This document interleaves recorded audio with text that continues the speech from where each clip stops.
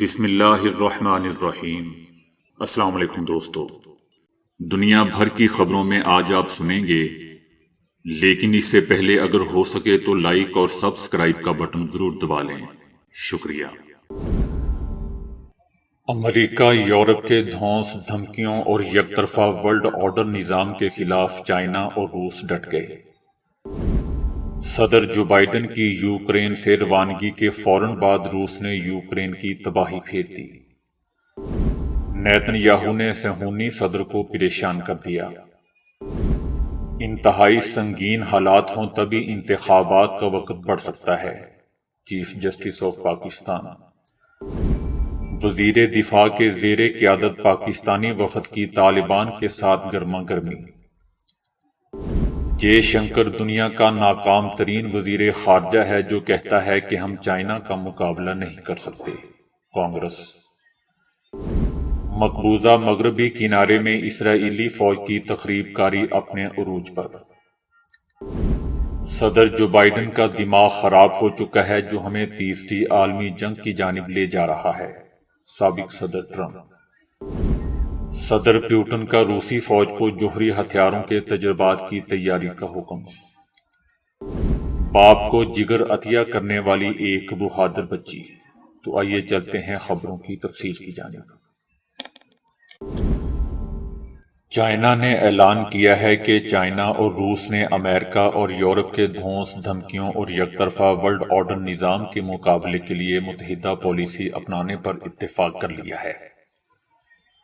China کے خارجہ امور کے سربراہ وانگ پی نے روس کی قومی سلامتی کونسل کے سیکرٹری نیکولائی سے ملاقات کی ہے۔ اس دوران دونوں عہدیداروں نے عالمی امور پر گفتگو کے ساتھ ساتھ مشرقی ایشیا سمیت براعظم ایشیا میں امن اور استحکام پر زور دیا اور سرد جنگ کے تفکر اور مذہبی اختلافات کی بنیاد پر مقابلہ آرائی کی مخالفت کا اعلان کیا۔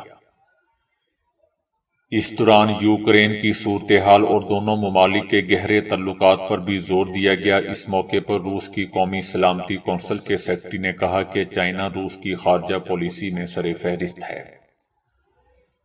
اور دونوں ممالک مل کر مغربی دنیا کا متحد ہو کر مقابلہ کریں گے۔ انہوں نے تائیوان، تبت اور ہانگ کانگ سمیت مختلف معاملات میں روس اور چائنا کے یکساں اور ناقابل تبدیل موقف پر بھی زور دیا۔ صدر جو بائیڈن کے سفر کے فوراً بعد یوکرین کی فوج کو ایک دن میں 500 افراد کا نقصان اٹھانا پڑا ہے۔ روس نے کہا ہے کہ یوکرین کی مسلح افواج گزشتہ 24 گھنٹوں کے دوران جنگ کے 5 محاذوں پر تقریباً 500 فوجیوں کا نقصان اٹھا چکی ہے۔ صرف پچھلے 24 گھنٹوں کے دوران ڈونباس کے علاقے میں خصوصی فوجی آپریشن کے 5 محاذوں پر لڑائی کے دوران یوکرین کی مسلح افواج کے کم از کم 490 اہلکار مارے گئے۔ گزشتہ روز کے حملوں کے دوران 12 فوجی پک اپ گاڑیاں، 11 بختر بند گاڑیاں، 6 آٹومیٹک توپ خانے، یوکرینی مسلح افواج کا کمانڈ سینٹر تباہ کر دیا گیا۔ گزشتہ روز روس نے یہ بھی کہا تھا کہ ڈونباس کے علاقے میں خصوصی فوجی آپریشن کے آغاز سے اب تک یوکرینی فوج کا مجموعی نقصان 386 فوجی طیارے، 210 ہیلی کاپٹرز، 3193 ڈرونز، 405 فضائی دفاعی نظام، 7945 ٹینک اور دیگر بختر بند گاڑیاں، متعدد راکٹ لانچرز اور 4157 توپ خانے اور مارٹر گولے تباہ ہو چکے ہیں۔ پارلیمنٹ میں عدالتی اصلاحات کی منظوری کے بعد صہیونی حکومت کے صدر نے اعتراف کیا ہے کہ ہمیں افسوس ہے اور ہم اسرائیل کے عوام کے اتحاد کے لیے پریشان ہیں۔ صدر اسحاق ہرزوگ نے تل ابیب کے وزیر اعظم نیتن یاہو کی کابینہ کی جانب سے اس منصوبے کی منظوری پر رد عمل ظاہر کرتے ہوئے کہا کہ میں غم زدہ ہوں کہ عدالتی نظام میں اصلاحات اور تناؤ کو بڑھایا جا رہا ہے۔ صدر نے کہا کہ مجھے افسوس ہے کیونکہ اسرائیل میں زندگی کے تمام شعبوں سے تعلق رکھنے والے ہمارے بہت سے شہری جنہوں نے اس اتحاد یعنی نیتن یاہو کی کابینہ کو ووٹ دیا اور بہت سے دوسرے جنہوں نے ووٹ نہیں دیا وہ سب پریشان ہیں۔ انہوں نے اصلاحاتی منصوبے کی منظوری کے بعد نیتن یاہو کی خوشی پر تنقید کرتے ہوئے کہا کہ آج ایک عظیم دن ہے۔ ان کا کہنا تھا کہ یہ ایک مشکل دن بھی ہے۔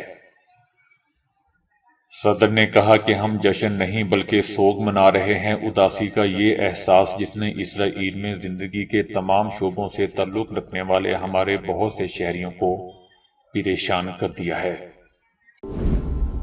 چیف جسٹس عمر عطا بندیال نے کہا ہے کہ سپریم کورٹ آئین کی خلاف ورزی برداشت نہیں کرے گی، انتہائی سنگین حالات ہوں تو انتخابات کا مزید وقت پڑ سکتا ہے۔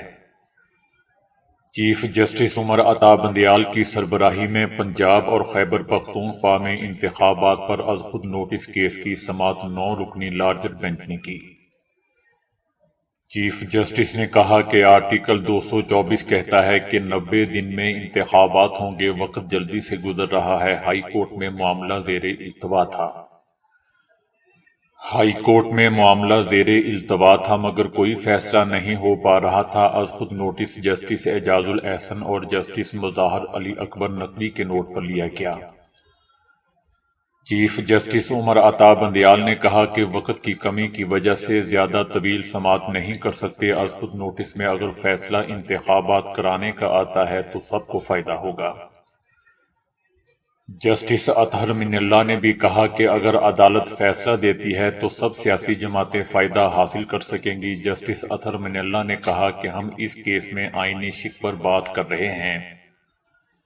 سب سے پہلا سوال یہ ہوگا کہ اسمبلی آئین کے تحت تحلیل ہوئی ہے بھی یا نہیں۔ چیف جسٹس عمر عطا بندیال نے کہا کہ سیکشن 57 کے تحت صدر پاکستان نے انتخابات کا اعلان کیا ہے، جو درست ہے۔ چیف جسٹس نے کہا کہ ہمارے سامنے معاملہ یہ ہے، دیکھنا ہے کہ اسمبلیوں کی تحلیل کے بعد الیکشن تاریخ دینے کا اختیار کس کو ہے۔ چیف جسٹس نے کہا کہ بہت سی وجوہات تھیں جن کی وجہ سے از خود نوٹس لیا گیا۔ آئین انتخابات کا ٹائم بتاتا ہے جو ختم ہو رہا ہے۔ ہائی کورٹ کا فارم بائی پاس کیا جا سکتا ہے اگر کوئی ایمرجنسی ہو۔ سپریم کورٹ آئین کی خلاف ورزی برداشت نہیں کرے گی، انتہائی سنگین حالات ہوں تو تبھی انتخابات کا وقت بڑھ سکتا ہے وگرنہ نہیں۔ ہمیں آئین کو دیکھنا ہے دوستو۔ اس کیس میں چیف الیکشن کمشنر کو بھی بلایا گیا ہے جو کہ فریق نہیں ہے۔ چیف جسٹس نے کہا کہ ہم صرف چند ضروری باتوں تک ہی محدود رہیں گے۔ آرٹیکل 224 کہتا ہے کہ 90 دن میں انتخابات ہر حال میں ہونے چاہیے۔ پاکستان کے وزیر دفاع کی قیادت میں اعلیٰ سطحی کا وفد نے کابل میں سیکیورٹی سے متعلق افغان حکومت سے بات چیت کی ہے۔ ملا عبدالغنی برادر نے وفد سے گفتگو کرتے ہوئے کہا کہ پاکستان اور افغانستان ہمسایہ ممالک ہیں اور ان کے درمیان خوشگوار تعلقات ہونے چاہیے۔ افغانستان پاکستان کے ساتھ تجارتی اور اقتصادی تعلقات کو وسعت دینا چاہتا ہے کیونکہ یہ تعلقات دونوں ممالک کے مفاد میں ہیں۔ افغان نائب وزیر اعظم نے پاکستانی وفد سے کہا کہ وہ پاکستان بھر کی جیلوں میں قید افغانوں کو رہا کریں۔ انہوں نے پاکستان پر زور دیا کہ وہ طور خم اور چمن سرحدوں پر افغان مسافروں کے لیے سہولتوں کو یقینی بنائیں اور ہنگامی مریضوں کا خصوصی خیال رکھیں۔ یہ ملاقات دوستو ایسے وقت میں ہوئی ہے جب پاکستان اور افغانستان کے درمیان اہم تجارتی سرحدی گزرگاہ طور خم مسلسل تیسرے روز بھی بند رہی، جبکہ سرحدی حکام کے درمیان مذاکرات میں بھی تعطل پیدا ہو گیا تھا۔ افغان طالبان نے پاکستان پر اپنے وعدوں سے انحراف کا الزام لگاتے ہوئے سرحدی گزرگاہ بند کر دی تھی۔ افغان حکومت پاکستان میں زیر علاج افغان مریضوں کے سفر پر غیر اعلانیہ پابندی پر بھی برہم ہے۔ طور خم سرحد پر پاکستان اور افغانستان کے درمیان فائرنگ کا بھی تبادلہ ہوا تھا جس میں ایک سیکیورٹی گارڈ زخمی ہو گیا تھا۔ انڈین نیشنل کانگریس نے ایس جے شنکر کو بھارت کا ناکام ترین وزیر خارجہ قرار دیتے ہوئے کہا ہے کہ وہ ہر محاذ پر ناکام ثابت ہوئے ہیں۔ انڈین نیشنل کانگریس نے وزیر خارجہ پر ہندوستان کی خارجہ پالیسی میں ناکامی کا الزام لگایا ہے۔ امریکی صدر جو بائیڈن کی حکومت کی تقریباً نصف مدت گزرنے کے باوجود کوئی امریکی سفیر بھارت کے دورے پر نہیں آ سکا۔ جب مودی حکومت یہ کہتی ہے کہ بھارت کے خلاف بین الاقوامی سازش ہو رہی ہے تو وزیر خارجہ جے شنکر اور ان کی وزارت کیا کر رہی ہے؟ چینی مداخلت کے معاملے پر بھی وزیر خارجہ نے خاموشی اختیار کر رکھی ہے۔ انڈین نیشنل کانگریس کا مزید کہنا تھا کہ جب چائنا نے ہندوستانی علاقے میں در اندازی کی تھی تو کیا جے شنکر کے مشورے پر وزیر اعظم مودی نے یہ نہیں کہا تھا کہ کوئی در اندازی نہیں ہوئی ہے؟ چین مقبوضہ علاقے میں سڑکیں، ریلوے نیٹ ورک اور پل بنا رہا ہے، تاہم بھارت نے اس تمام پیش رفت پر خاموشی اختیار کر رکھی ہے۔ چائنا کے ساتھ بھارت تجارت بڑھا رہا ہے اور ایک طرح سے بھارت چین کی آرمی کو فنڈز فراہم کر رہا ہے۔ انڈین نیشنل کانگریس نے جے شنکر کے اس بیان پر بھی تنقید کی کہ ہندوستان ایک چھوٹی سی معیشت ہونے کی وجہ سے چائنا کی بڑی معیشت کا مقابلہ نہیں کر سکتا، چین ہم سے بہت آگے ہے۔ اسرائیلی فوج کی مقبوضہ مغربی کنارے میں تخریب کاری سے 11 فلسطینی شہید ہو گئے ہیں۔ اسرائیلی فورسز نے نابلس میں حملہ کر کے 11 فلسطینیوں کو شہید کر دیا۔ شہید ہونے والوں میں ایک 20 سالہ فلسطینی نوجوان اور ایک 74 سالہ بزرگ بھی شامل ہیں۔ اسرائیلی جنگی طیاروں کی بمباری سے فلسطینیوں کے متعدد گھر ملبے کا ڈھیر بن گئے۔ فلسطینی حکام نے شہادتوں میں اضافے کا خدشہ ظاہر کیا ہے۔ نابلس سمیت مقبوضہ مغربی کنارے کے دیگر علاقوں میں اسرائیلی فورسز کی بمباری ابھی بھی جاری ہے۔ صہیونی فوج کا کہنا ہے کہ غزہ کی پٹی سے اسرائیلی علاقے کی جانب راکٹ داغے جانے کے بعد غزہ میں فلسطینی دھڑوں کے مقامات کو نشانہ بنایا گیا ہے۔ غزہ میں الشاطی پناہ گزین کیمپ کے قریب حماس کے عسکری ونگ القسام بریگیڈز کے بدر فوجی اڈے کو نشانہ بنایا گیا۔ اسی طرح غزہ کی پٹی کے وسط میں ایک اڈے کو بھی نشانہ بنایا گیا۔ اسرائیلی فوج کے عینی شاہدین کے مطابق غزہ سے اسرائیل کی طرف صبح کئی راکٹ داغے گئے تھے۔ اسرائیلی فوج نے ایک بیان میں کہا کہ اس نے پٹی سے ہماری آبادی پر داغے گئے 6 راکٹوں کا پتہ لگایا ہے، 6واں راکٹ غیر آباد علاقے میں جا گرا۔ 2005 کی اسرائیلی در اندازی کے بعد اس حملے کو مغربی کنارے میں اب تک کا سب سے مہلک آپریشن کہا جا رہا ہے۔